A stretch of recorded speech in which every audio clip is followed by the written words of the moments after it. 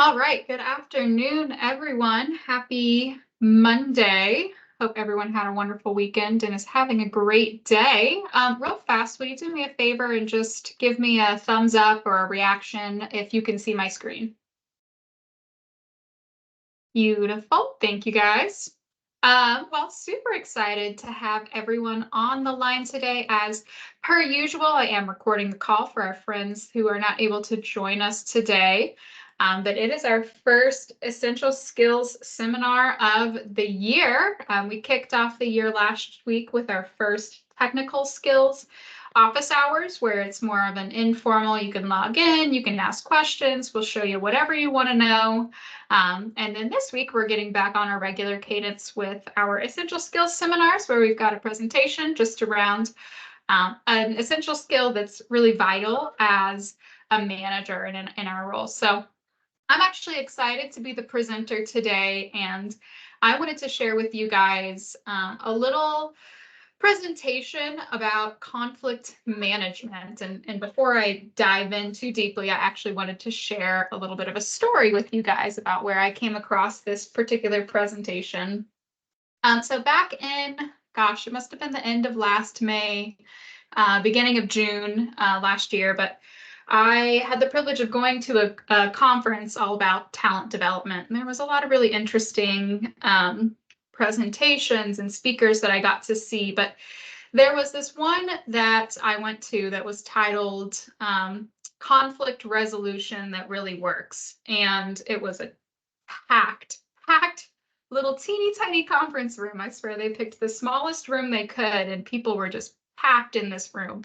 So I knew it was going to be a good one. And little did I know that I was in for a little bit of a mind-blowing presentation delivered by just an incredible speaker. So it really resonated a lot with me when I sat in that room and listened to this gentleman from the company Arbinger share really how to approach conflict resolution in a way that helps and really works for everyone. And ever since I saw that presentation, I've wanted to share it with you all. So I'm super excited to get to do that today. And I hope that I do justice to the presentation I was able to see last year. So without further ado, I'm going to go ahead and jump in. This one doesn't have a ton of interaction between myself and you on the line. However, there is an activity I would love for you to take with your management team that we'll practice today.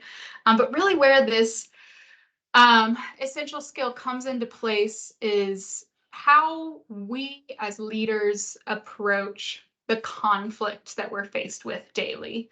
Because as we all know, restaurants are just inherently stressful.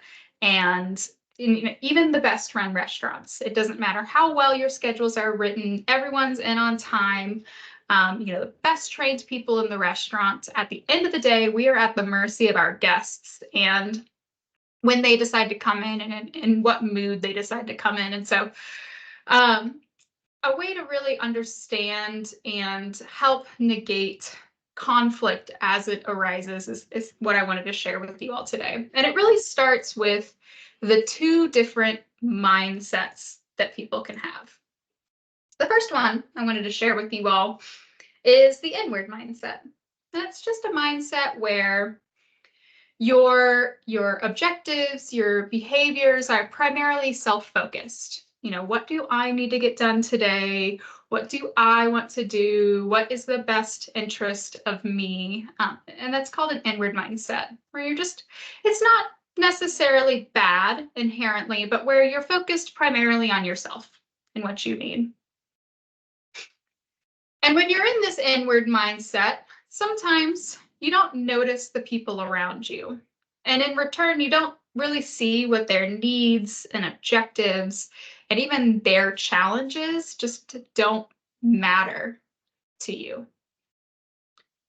And so the mindset becomes that others don't matter like I matter. I'm the most important thing here, and others don't matter like I do.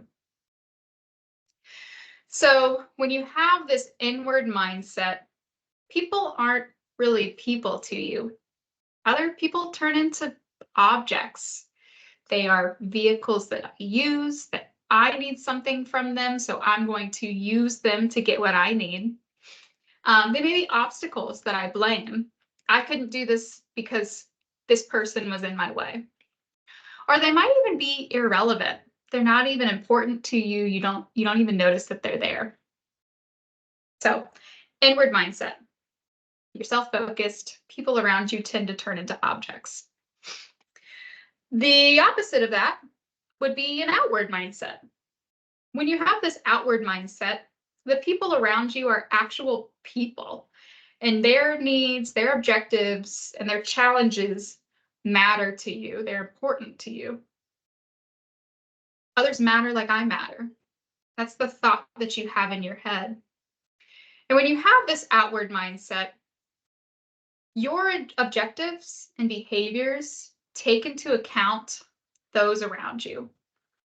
And in return, you're able to help them with their own needs, their own objectives, and their own challenges. So when you have this inward mindset, you're kind of closed in. Your efforts can only make it as far as they help you. That again, those behaviors are self-focused. You're only able to help yourself.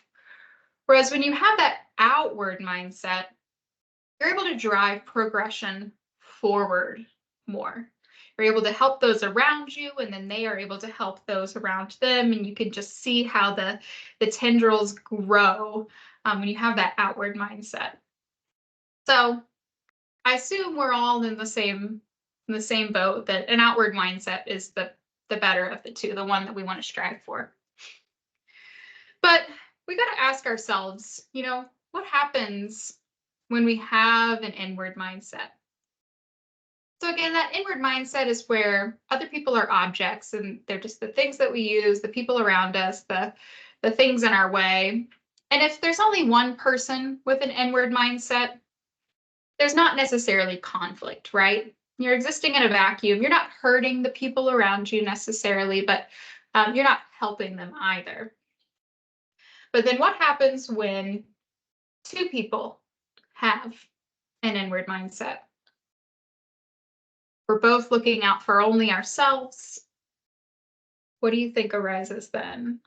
So I've got an activity for you guys to do today. And this is a great activity to share with your management team, but I'm going to take you through it one by one. So really quick, if you have a piece of paper somewhere near you, grab that piece of paper. And I want you to draw or kind of cut the paper into 4 pieces. So you have 4 quadrants. I'll give you a quick second. Grab a piece of paper, grab a pen, and then draw a quadrant on your paper.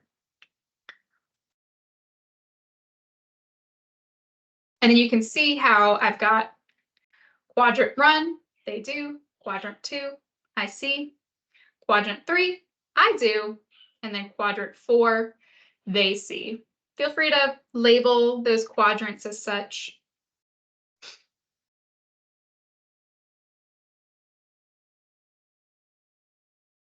And then when you're ready, I want you to come down here to quadrant 1. And I want you to think of someone at work who is frustrating you. Now, we don't need to name names. No one needs to share unless you really would like to. But I want you to think of someone at work who is frustrating you. And then in quadrant 1, think of something this person does that bothers you, especially when you are inward, when you're thinking about yourself and just trying to take care of the things that you need to get done. What's something that they do that really just drives you bonkers? Something you wish that they would quit doing? And then write it in that quadrant. I'll give you a quick moment. Quadrant 1, I want you to write, what do they do? What is that person who really bothers you? What is something that they do?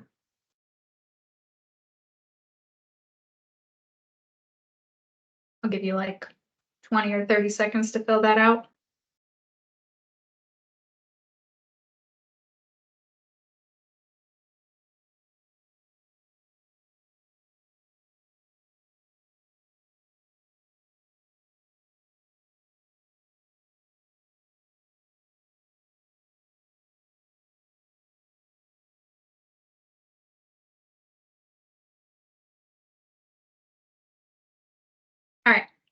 So wrap up what you're writing in quadrant 1. Then we're going to move on to quadrant 2.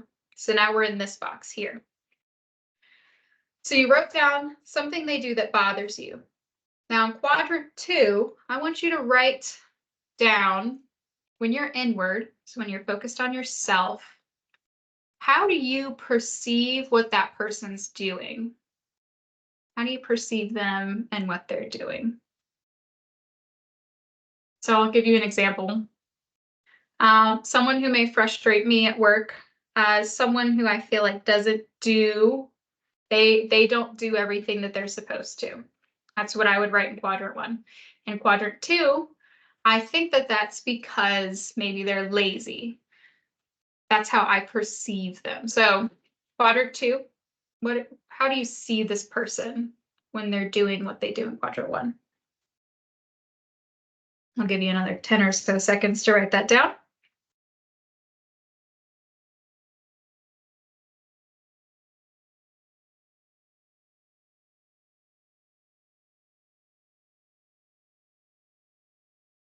All right. And then in quadrant 3, so we talked about what the other person's doing. And quadrant 3, when you're seeing this person do those things that drive you crazy, how do you act toward them? What kind of things do you do? So that's up here, quadrant 3. What do you do when that person is driving you crazy? So for my example again, when I feel like that person is being lazy, I just do whatever, pick up the slack. Just pick up the slack. They want to get things done. Don't fill out quadrant 4 yet, but quadrant 3, when that person's doing whatever drives you crazy, how do you act toward them?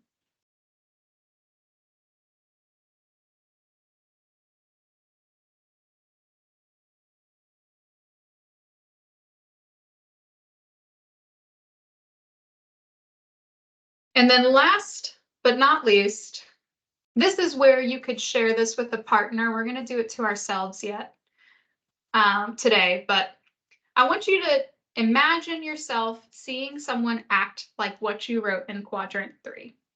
So ignore quadrant 1, quadrant 2, throw them away. I want you to look at quadrant 3, what you wrote in there, and imagine yourself seeing someone act like that.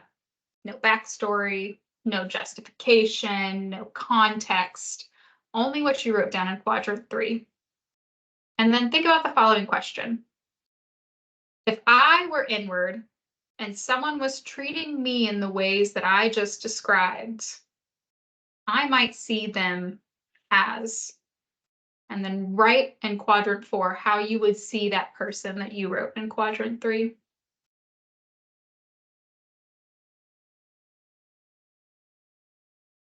So again, in my example, if I were someone who was working with a person who constantly finished my work for me, I'd feel like that was pretty passive aggressive. Like maybe I was being undermined or that they were not giving me the right space to do what I needed to do. So quadrant 4, you're looking at who you wrote about in quadrant 3, yourself. And if you were someone being treated that way, how would you describe them?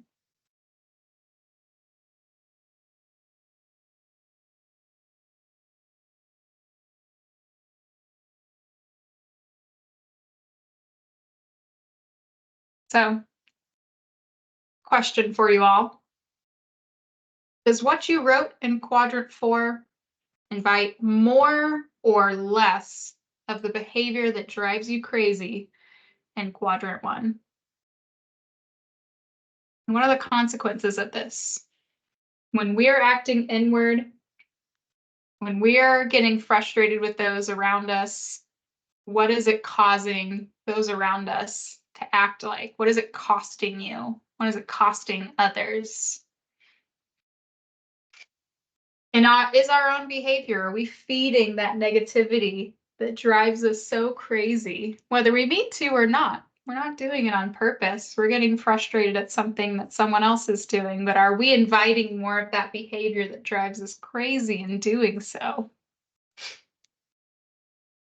So I leave you with a challenge today. One of the hardest things that you can do, especially as a professional and especially as someone who is a people manager, is to make that first step and apologize and begin the conversation. Because when you turn around and you show that vulnerability and you step outside of yourself and your inward mindset, you do expose yourself some. You do expose yourself to the potential of getting hurt, the potential of being damaged, the potential of being perceived incorrectly. But if everyone always has that inward mindset, we're never going to go anywhere.